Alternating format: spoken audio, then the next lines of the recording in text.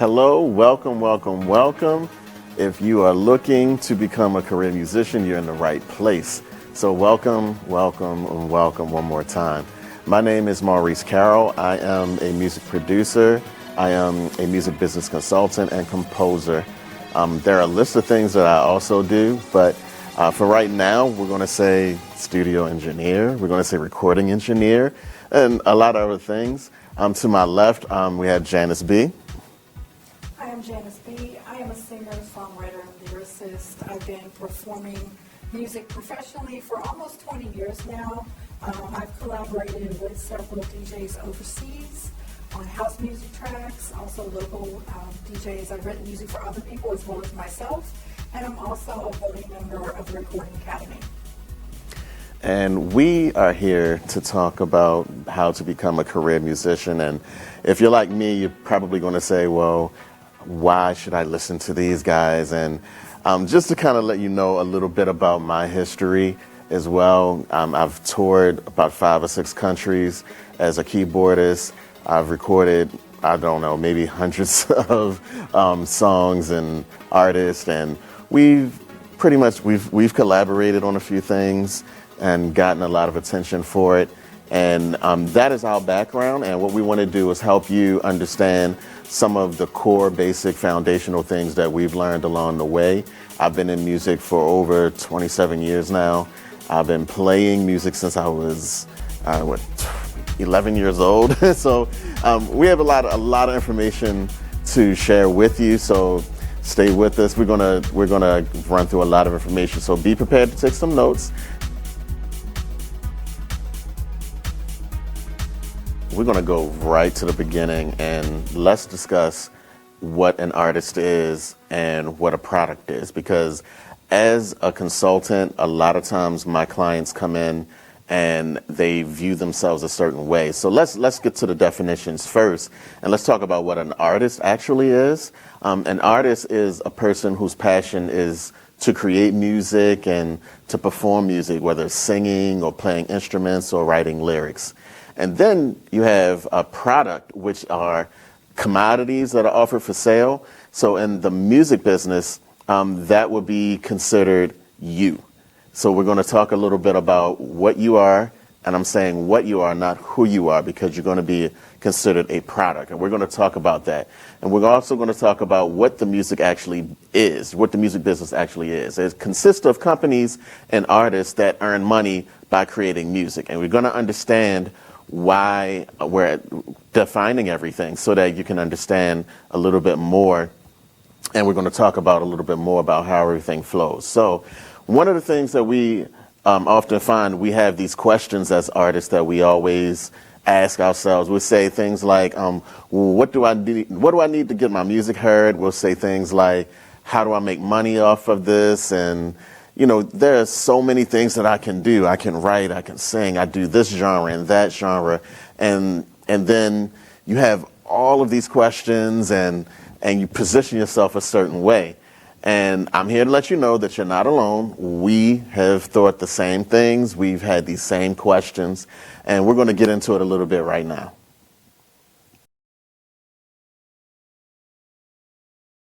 So we know in our experiences, in most cases, artists are really concerned about what they're doing in their art form, like they're writing and making sure the lyrics are perfect, making sure the melodies are right, making sure the track fits and the beat is knocking and things like that. And I know that a lot of times we get into a rut with making sure that our art form is right and perfect, and we kind of neglect the business side of it. Absolutely, absolutely. I think a lot of artists don't think about the business side at all. Right. They're really concentrating on doing every single detail and getting out there and performing it for their friends and things like that. And they're not really thinking about how they should control the business side of it. Like, to not release everything you do, to not tell everybody everything that you do. You're not thinking about that as an artist. You just want everybody to hear it, right? Right, it's like, right. Look what I can do. Right. It's like you don't really pause. And honestly, no one really tells you that. As an artist, you don't start out knowing all those things. That's stuff you learn, hopefully, later on. down the line. Right, and I think that's because a lot of people that are on the outside looking in, they don't know that there's a difference between being a musician as a hobbyist and being a music business professional. Right. And so when you are when you're dealing with music as a hobby, a lot of times you're doing it for fun, you're doing it for the enjoyment, you're trying to express yourself. But the thing is, when it's a hobby, you're not really concerned about things like, well, how am I going to get paid from it, or the financials and the paperwork and things like that. Where when you are talking about music as a business, then you have all of those same elements where you do have the fun and the enjoyment and the attention to the art form itself. But then you run into a thing where you're like, well, I need to make money off of this. There is some revenue that I do need to make. And I think the difference there is when we start to deal with how you start to view yourself, an artist versus being a product.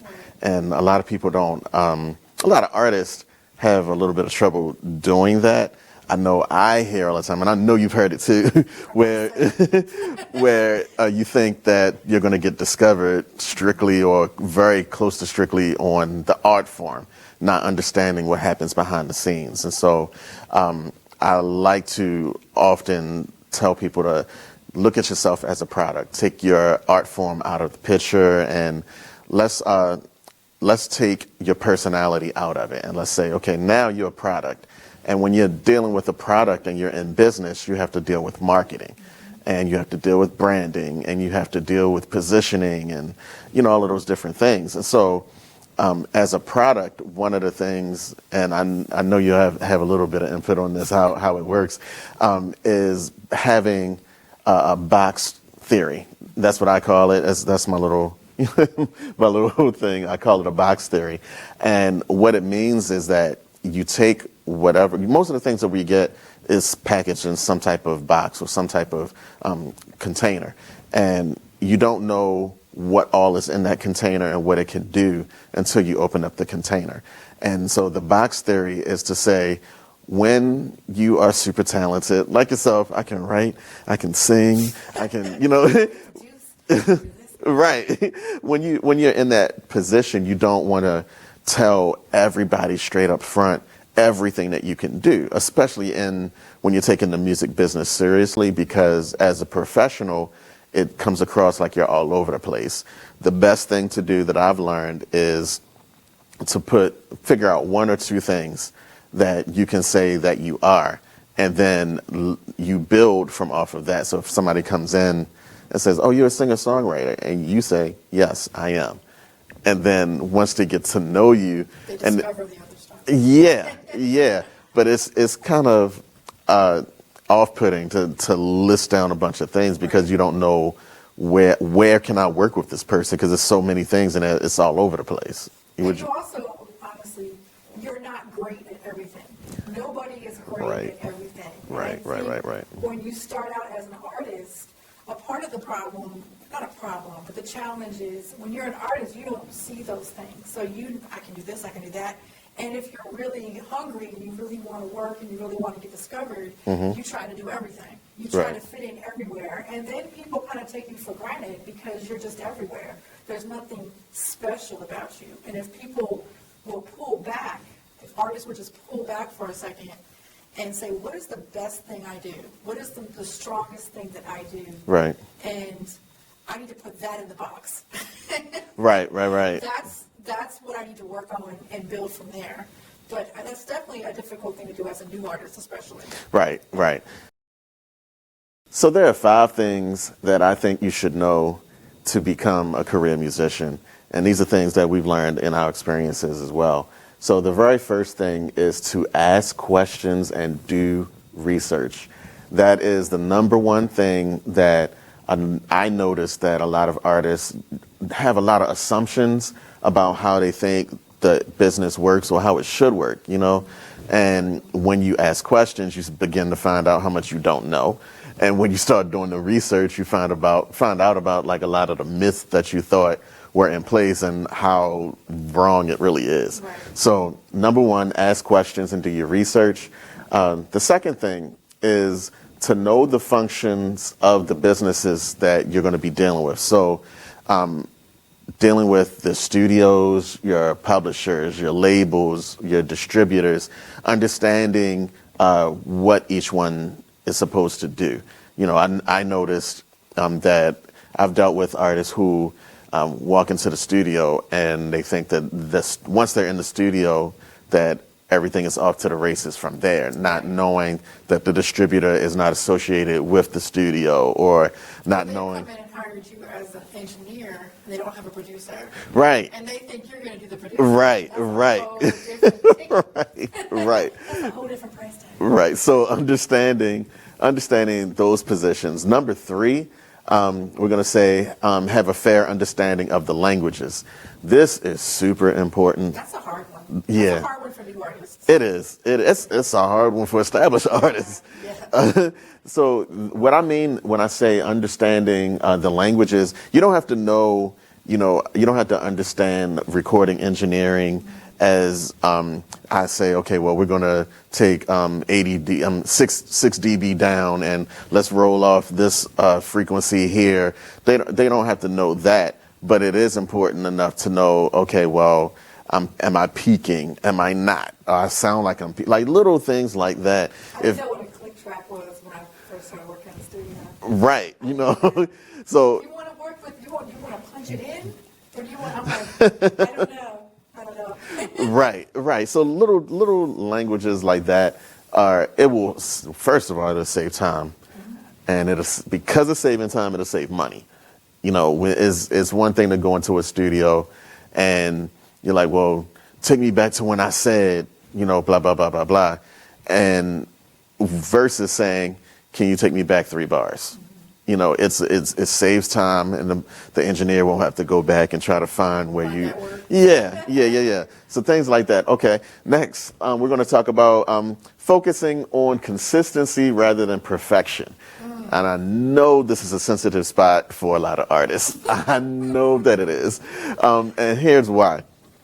I think because again, like at the beginning, we talked about we focus so much on the artistic side of what we're doing, and it's really an exposure of who we are. It's our expression, so we want to make sure that we're expressing ourselves a certain way. That's what makes it so difficult, though, for a lot of people, is because there's an ego involved, right?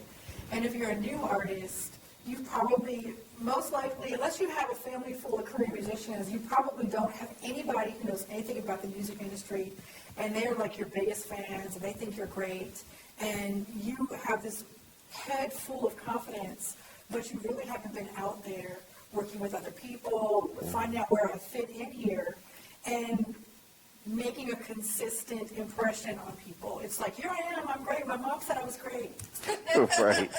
Record me so I can be famous. Right. But there's things that you have to work on, and consistency is a big one. Showing up wherever you are, open mics, shows, recordings, giving the same professionalism, giving the same enthusiasm, giving the same great performance every time is really important. Yep. That's perfect for the segue for the last one is keep learning. Always keep learning. There's so many things that we can learn in the again, we've been in it for years, and there are always things that come up that we didn't know, or things that are changing that we didn't know. So I would say if you are studying to be a career artist, to make sure that you keep learning. Never get to the point where you say, I know, and that's the end of it. There's always something else to learn. Even if it's the thing that you're specializing in, there's something new to learn about your specialty. So always keep learning, keep an open mind about learning something new.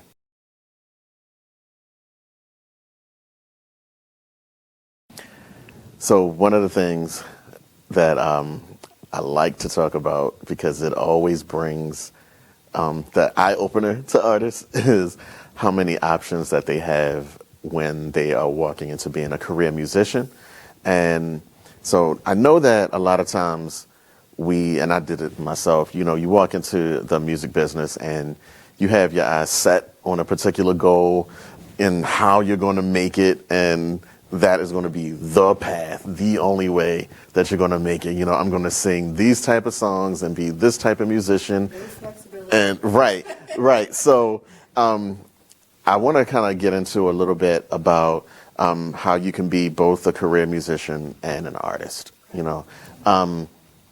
I know that a lot of times we have a hard time separating the two and understanding the core differences between the two.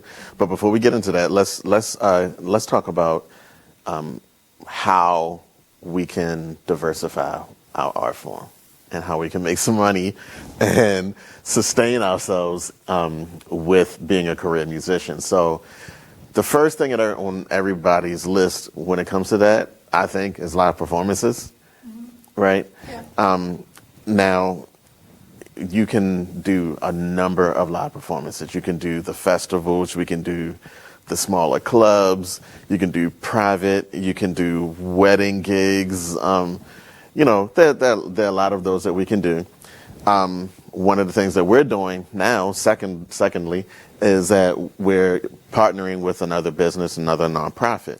I think that is a good way to, find avenues where you are saying, well, I didn't even know my music or my talent could be used in these pockets. The third thing, royalties. I know that's a big one. It's a big one in terms of subject matter and people liking the concept of it, but not really knowing how it works. Right, right. And then we have licensing, which is becoming more and more of a bigger thing with all of the stations that are streaming music and airing series and movies and all of that. There's a lot of room for licensing. Yes, that's a whole market by itself. And then you have sponsorships where you get to a point where your following is at a certain point where other businesses kind of look at you and say, "Oh, you have a market that I need to tap into, and we'll pay you to wear or to sell or talk about our product so that your audience can become our audience." Right. So I think that's at the end of the list for a reason.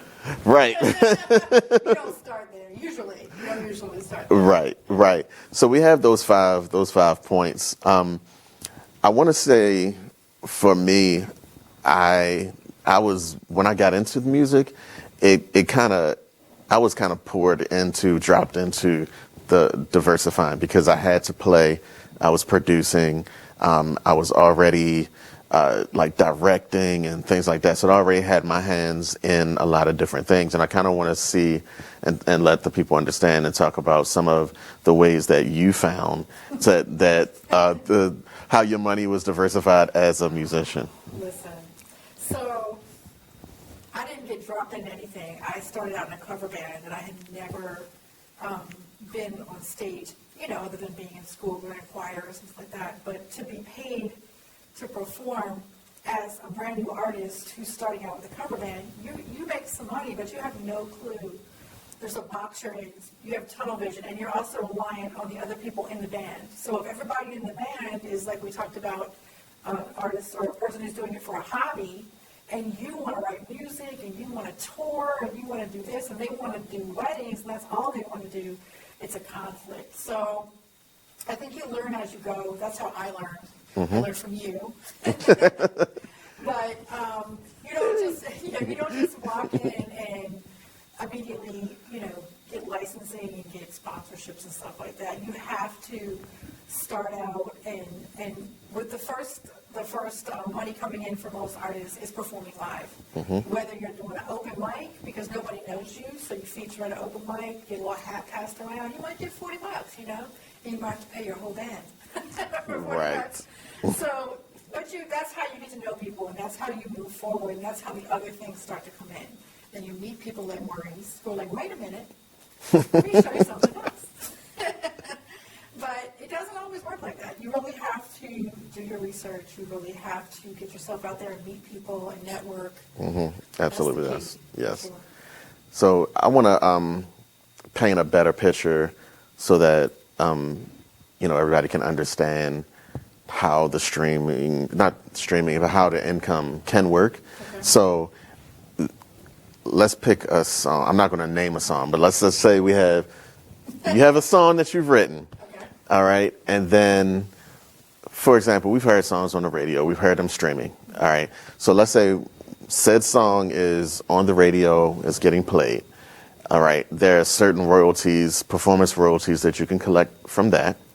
Now you have it on different streaming services where people can pick the streaming service of their choice and listen to your song whenever they want. They have control over it. You get royalties for that.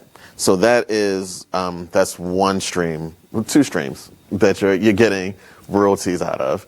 And let's say you're outperforming, and now you have another stream because you're hopefully getting paid for that performance. Right. You know, you have that. Just exposure. Right. Not just exposure. And then let's say you get into the licensing part of it a little bit, and you have that same song, and a company says, well, we want to license it and put it in this series or in this movie or, in something that's going to be aired. You get another stream for that same song for that. And then let's just say all at the same time, all of those streams of incomes is all coming in at the same time. And then you say, you know what? Well, what happens if I do a remix? And then same lyrics, same melody sometimes, and the music just changes. And then you have that same thing, rinse and repeat. And you're getting paid all of these different streams of income for one song. What I want people to understand is that when you are watching a movie and you hear a song that is in an older movie, and then they use it on a current movie, and then you hear it in a series, and then you hear it on a TV commercial, and then some kind of way it ends up in a video game, like you said earlier, that those, depending if you know your business and if you learn your business, which is where I guess I would come into play, and seeking out some type of attorney where you get these royalties in perpetuity. And that means, I'm just going to give this little tidbit. That means when you constantly get paid whenever it airs over and over and over and over again. So we have these different streams of income. So let's run it down again. We have live performances. We have business and nonprofit collaborations and partnerships. We have royalties. We have licensing. And then we have sponsorships. Now, sponsorships is there. We said that we left it last for a reason, right? So the sponsorships, you really have to make sure that your numbers are strong and consistent, which means that takes you into a different realm of keeping track and making sure that you have it to show. Because again, we're in business and you can't really just say, oh, well, no, I have 1,500 people follow me all the time. We need to see it on paper and see, okay, well, what is the demographic of these people? And then the sponsors will be able to say, oh, well, yeah, you have this age group, you have these races, you have this financial background. Oh, yeah, let's do some business with the sponsorship. You have what we're looking for. So, and correct me if I'm wrong, this is your specialty. You have to make sure your music is ready for that. Absolutely, because yes. A lot of people, they think they can do everything, like we talked about earlier, and they create their own tracks in their house. Not saying you can't create your own tracks in your house, but are they the quality that's needed for a sponsorship or for it to be in a commercial? Right. Or do you own all the rights to it? Are you using a sample that belongs to somebody else? Absolutely, yes. You have to be really careful and make sure your music is ready to go, like it's packaged and ready to go for people. Right. See, I learned. Yeah. And I'm glad you said that because that can walk us right into what we want to talk about with copyrights. Right. Copyrights and publishing. We'll talk about that a little bit.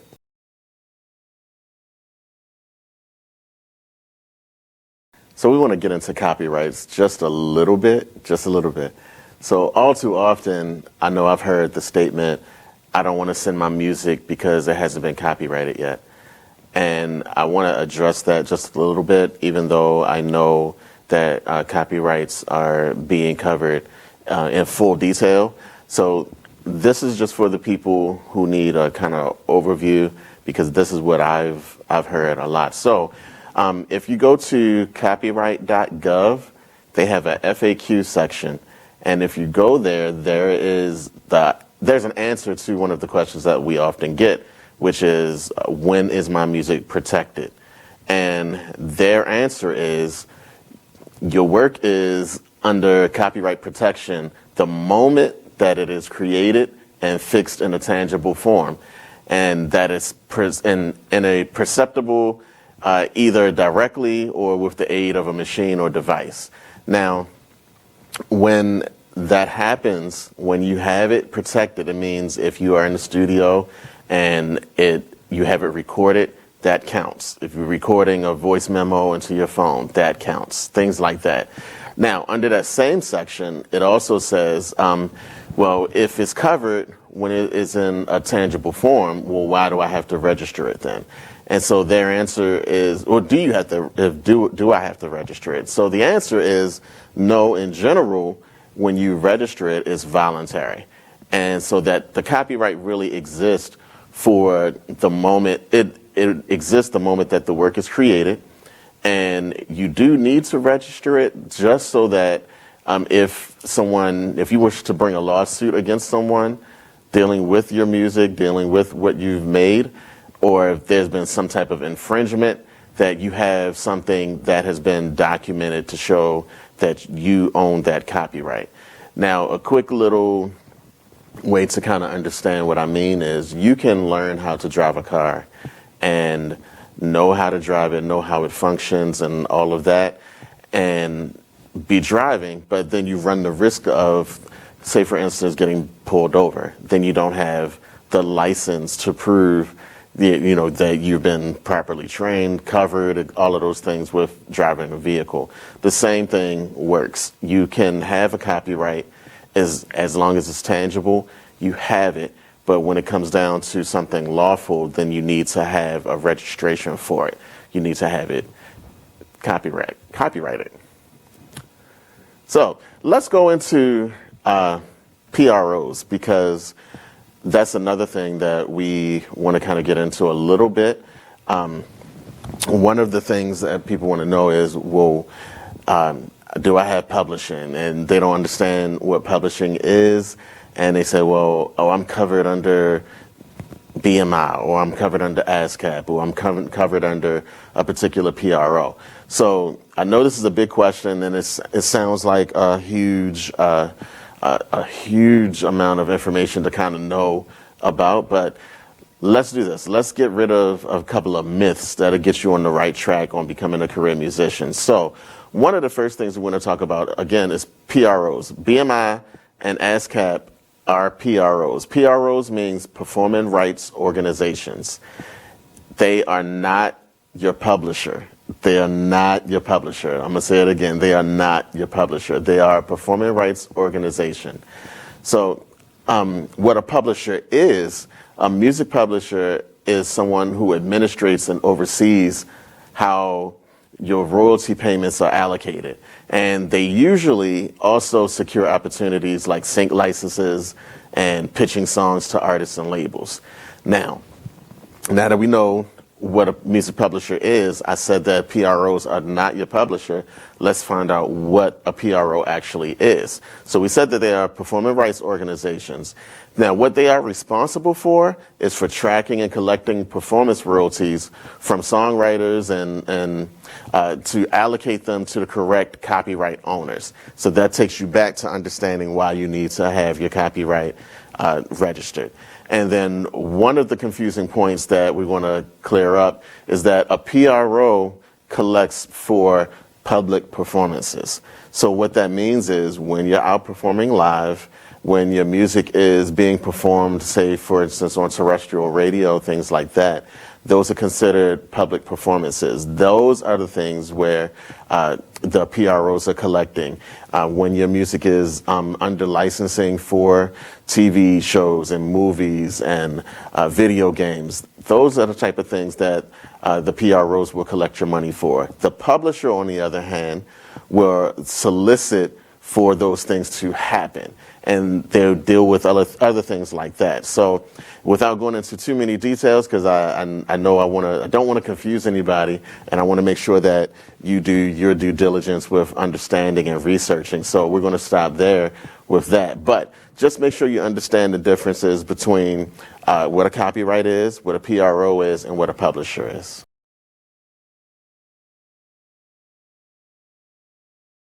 I bet I can make everybody get anxiety instantly by saying one word. Contracts. Yes. Do y'all feel that? Contracts. So every musician, every artist that I know, when you start mentioning contracts, everybody tenses up. Yeah. And it's a part of the music business, like we said earlier, that if you are going to do this seriously, that you really have to buckle down and do some things that are going to be a little uncomfortable, I think most artists don't know. They only hear horror stories about people who are signing big labels. They don't understand all the other contracts and things they have to deal with. Right. On a regular basis. So what we'll do, let's talk about 3 of them, because I know, and we all know in this industry, that there are so many different types of contracts that we can go into. But just to kind of address the people that are coming in to learn how to be a career musician, we'll stick with the top 3. And what we'll do, let's get right into it. I'm not even going. So what we'll do, let's talk about work for hire. Work for hire is the first contract that you'll probably deal with. A work for hire is a contract where a person or a company is commissioned a work from another person or another company, and the person that is giving the work for hire contract is considered the owner of whatever has been created, the owner of the work. All right. So second, let's go to split sheets. I know this is going to be a good one. Dun, dun, dun. Split sheets, they identify the ownership and percentage of each producer and or songwriter. Whatever percentages they have in the song is basically what that split is. That's why it's called a split sheet. And then the third one is publishing. We talked about publishing already. So a publishing contract, it deals with the ownership and administration of the copyright of that musical composition. And it often, and this is the part that a lot of people don't know, is that oftentimes that when you do a publishing deal, that publisher also gets a part of the revenue that's generated from that work. So the work for hire is pretty much straightforward. It's me coming to you, say, hey, I want you to sing this song. Can you sing the song for me? I'm going to pay you X amount of dollars, and here's the contract. Do you agree to it? Yes, I'm cool with that. Okay, great. You sing the song, and now I have the rights to that song. You've gotten paid. You're fine. We go our separate ways, right? I don't know that a lot of artists think about that, though. I feel like you know that. You know that as the guy in the studio.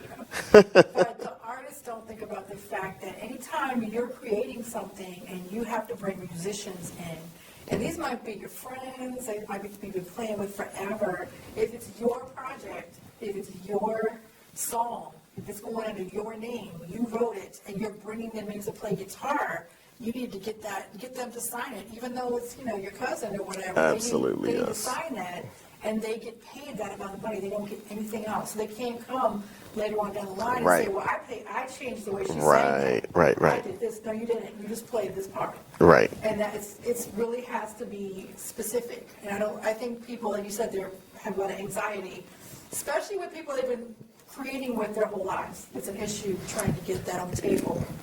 Yeah. So I'm gonna skip to publishing, and then we'll save split sheets for last. So with publishing, I know I've been signed to a publisher before. You've been signed to a publisher before, and I think that something that most artists don't understand is when you have to give over the administration to that copyright. And so it doesn't mean that they now are the copyright owner. It just means that they are administrating that copyright, which basically means they have the right to say, okay, without talking to the artist, I can legally say the song can go here, it needs to be contracted here, licensed here, blah, blah, blah, blah, blah. And that gives them the right to do that. But it also means because they did that, they get a right to some of that revenue. So, right. So that's a nutshell overview of the publishing contract. So let's get to the split sheets, because the split sheets is take it away. So a split sheet is a document that people would, when you're creating a work of art, a song, an album, whatever it is, before you do anything in the studio, before you sit around and jam, if people like to jam, let's have a jam session, yeah. Before you do all that, if your intent is to create something, you want to make sure you have it documented how people are getting paid and what they own in that song. So you really should not be working with anybody to be like a co-writer or a songwriter team or whatever. You should not be working with anybody if there is no split sheet. I agree. Are there more details about what split sheets are that I should have said? Because I feel like I'm very passionate about split sheets. For me, I'm really on the business side now. I don't take things personally anymore. I'm not doing things for fun. I mean, I do music things for fun. So when we're talking about creating stuff that I'm planning to get paid from, I need you to be as serious as I am. So if you're not willing to sign a split sheet agreement with me, then I don't work with you. It doesn't happen. So. Yeah, and the reason why that becomes important, and the only part that we missed was the PRO information that goes on the split sheet. Right. And so that is important, so that way, if something does happen with the song, this is perfect. If something happens with the song and the song starts to climb and gets licensed and you have that split sheet in place, and let's just say for whatever reason you're not in good relationships with the people that you made the song with, the split sheet will allow the PROs and the lawyers and everybody that's involved to know where the money is supposed to go without you having to be in connection with that person that you're not in good standing with anymore. So that's another reason. We hope that things like that don't happen, but that is a very extreme case of why a split sheet is important. And I think that if more people, it's kind of a touchy place to be, because you come together for the sake of making art, and you're in good vibes and you're excited and you're motivated, and then you kind of break the momentum with introducing a split sheet and introducing some type of contract. I think, and what I found is that if we do that ahead of time, like, don't wait till the day of to do it, because it changes the energy of it. But to kind of set it up beforehand and say, listen, I know we're getting together and we're going to try to create these songs and come up with these ideas. Let's get the paperwork out early. Let's do these split sheets now. Let's just say we're going to come to an agreement, and then we can go forward.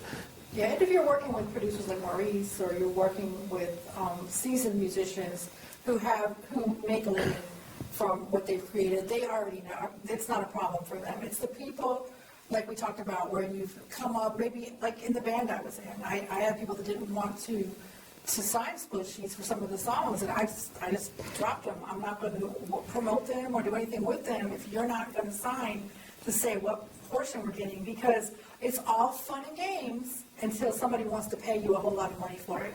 And then there's a fight. And bands have broken up. If you're in a band, bands have broken up because there's no division as to who owns what. Right. Suddenly the drummer who came to like 3 rehearsals is talking about all the lines he wrote when he had nothing to do with it, because there's money involved. So you want to get that stuff out of the way. It's not personal, it's business. And it's pretty easy, like you said, if you make it the first thing you talk about. Right. Definitely. There's an example, some colleagues of ours who were very excited about dealing with an artist who had a global name, and was really on the charts and doing a lot of different things. And that artist was working with them. And as a result, they came to my studio to record, and everything was great. The vibe was great. The songs were wonderful. And along that process, which the process was about 3-4 weeks, of recording. During that process, I pulled them aside and I said, hey, listen, make sure you get these split sheets signed. Make sure you get your paperwork. Oh, no. They're cool. It's all love. And this is, I said, I know, but, It's cool now. but get your split sheets done, Right. Get your paperwork done, get it done now because you don't know what's going to happen later. No, I hear you, but we're good. I said, okay, watch me get mine though. And that's what I did. And then things didn't work out the way they were planned. And here we are several years later. I still get a little royalty and they have nothing to show for it. And it's a lesson learned to them, unfortunately, that getting the business done when you're in music business, getting the music business done is important before you get into all of the creative things. It makes being creative easier if you get it out the way. So that is, in a nutshell, what we're going to talk with the contracts and everything like that. We're going to move on to branding and marketing.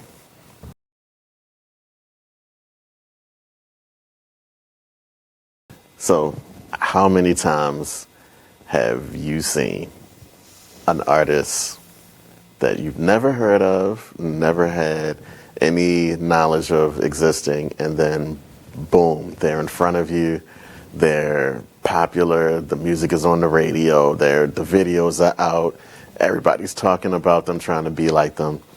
And then it happens again with another artist, and you're sitting to yourself like, well, what did they do? Yeah, why hasn't that happened to me? I think I'm doing the same things, so forth and so on. And then you look at yourself as an artist, and then while you're examining what they're doing and trying to find what path they used, and not saying you per se, but I know a lot of us have done this where we say, okay, well, what did they do? All right, let me jump into that lane and do that, and without really a full understanding of what happened, And a lot of times what happens is marketing and branding are the forces behind how that happens. Of course you have, those lucky moments where the right person hears the right song and gets discovered, right? But most of the time it's marketing and branding that makes it pop. And so I know a lot of you hear those terms, marketing and branding, a lot, and they're always coupled into the same companies and same services. But most of us, when we're starting out as career musicians, we don't know what that means. Like, we have an idea, but to really know what branding and marketing is, we're a little bit naive to it, And so what we're going to do is talk about a little bit about what those are so we can get a better understanding and to know which one is which. So let's go straight to marketing. I think that has a more I think you hear marketing more than branding. Right. I mean, you still hear branding, but I think more people know the market or know about the marketing side. Right. They don't know how to do it. Right. They know what it is. Right. So we have marketing, and so marketing is actually the action that you take when you're trying to connect to your customers. It's what you do to get them to support. It's what you do to get the money to come in. And who is your market? Right. And then you have branding, which is really defining what you are or who you are. And I know if you don't understand and hear it in my dialect when I'm saying what you are, it's because you still have to position yourself as a product, and I want to make sure that as you're watching and listening and learning, that you don't make sure that you keep yourself in that bucket of product and not artist so that you don't get too far into your feelings and thinking about how I think I should be marketed and branded as, like we have to do what sells. So a lot of times, and they always say marketing and branding, which is backwards. It's always seemed backwards to me because branding has to happen first before you market it, So I think that I have a strong brand. I think I could learn some more with my marketing. I think that most people have an idea of what their brand is or could be and, have some work to do with the marketing. I think it's hard for artists, again, going backwards, when you're not really confident in everything that you do and what you do the best. When you want to be everything, you want to be all things. Right. It's hard to brand yourself when you're doing everything in every genre, in every event. You really have to look at what you're creating. Is it consistent, like we talked about before? Is it, who are the people that are listening to this? Who are the people coming to your shows? Who are the people that want more of this? And what does that say about you as an artist? And what are you showing them, right? Right. When you think about major artists and you think about an image for them, and that's really kind of a part of what branding is what when you think of their name, you associate this with them. And that's what you want as an artist. And I think it's hard. I think it's hard for new artists, especially, to find that. Some people come right out the box with a certain outfit they always wear, and they play the same kind of music. Some people do that, but for most of us, we've diversified and gone to so many different places and learned so many different things that we sometimes get lost in that, in other people's things, like you were saying, following other people's trends. But that's working for her, that you don't take the time to really stop and what is working for me? What do my people want? Who is supporting me outside of my family circle? Where if I go somewhere as a stranger and perform, what do they see? What do they associate with? Right. And that's kind of the way you have to think about it. And I think it's hard to get there sometimes. Yeah. So I would say, I'm going to use myself as an example I know, because it can be overwhelming when you're walking into being a career musician. I'm going to use myself as an example with branding. So the brand is what I am. It is my company. It's me as an individual and the services that I provide and the skill set that I have. That is the brand. I am a music producer, I'm a composer, I'm a business consultant. My company is known for producing and releasing those artists and artist development and things like that. That's the brand. So branding is when you go to social media, for example, you'll see the same picture in whatever social media my image is going to be the same. The icons are going to be the same. Like a cat. Right. Right. It's going to be like the way you look. It's not going to be no diversion from that. Right. McDonald's does that well. They have been for years. But like I know they said that sometimes the kids, they know the golden arches before they can really speak. They can just point and know it. That's branding. That's definite branding. So for me, when you go to my pages, the same name is for every social media. You can look my name. You can look up Maurice Carroll and find my website. You can find my social media. Yeah. You can find my, email address. Those things are branding. That's a big one too. That's branding. Yeah, because a lot of people they can't find you. Right. Like they like you, and then you have an obscure Facebook or some old name you used to use on Yahoo or something like that. Right. They can't find you. They're looking for, Maurice or for Janice B, and they can't find that because I have it on my government name or something. Right. And then marketing is saying, okay, this is the stuff that I have. This is the stuff that I do. Marketing is saying, okay, now who wants it? Right. Who's going to buy this? And that's where your research and your understanding of where is it supposed to go and then I know this is a good one too. how do you get started with marketing? You know, like, where do you start? You're a brand new musician coming out, you're a brand new singer, and you're going to an open mic, and you're doing these virtual concerts, and you're doing different things to kind of put yourself out there. And the question is, well, I don't know how to start to get the numbers, to find out what my demographic is. I don't know what my numbers are because I'm just starting. I point to you, if you want to start doing that, one of the things that you can do is start when you start.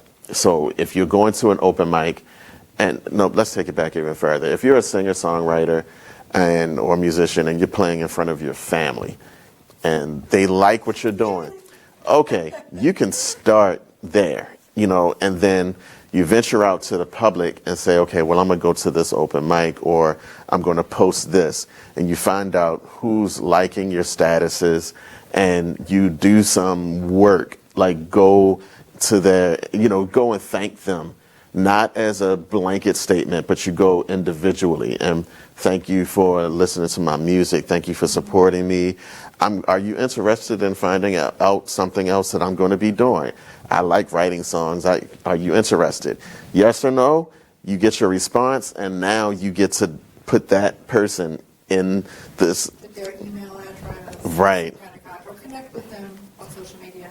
Right. I hate to say social media because it's a big help, but it can't be your only thing, because It changes. Any format that's free can go down at any second, and all of your information is gone. And they have. Make sure you have your own website that you own. You want to make sure you have all those email addresses in your contacts, Right. and not just on social media. But Right. social media is a good tool. It is. Especially for your demographics. So if you have a business page, it's going to show you who's watching your page, who's Right. liking things. Exactly. Yeah. And if I were you, what I would do with the social media, every so often, download that information so that you can always have it, even if that social media doesn't pan out to exist and they fail. You still have that information. Like MySpace. And you still have access to that information, and you can still use it to build yourself as a career musician, as a career artist. Right. I think it's similar, though. I think that's why people get those two things confused, because you have to kind of know your market. I mean, your brand is who you are, but some of that affects your marketing as well. So it's kind of, Right. it does get confusing. Right. Yep. So that's marketing and branding. I hope that you enjoyed that section, because that is going to be a very, very important part of who you are as a career musician. So we want to take this time to thank you so much for joining us for this. For those of you that have been with us the entire time with becoming a career musician, I hope that this information has helped you and at least put you on the pathway to know what things and what foundations you need to become a career musician. My name is Maurice Carroll. And I'm Janice B. And you can see our information. Give us a call, give us an email, check us out on social media, and definitely we'll be willing to help you with your career and to help you get a little bit more of a stronger stance with where you want to be as a career musician. Thank you. See you next time.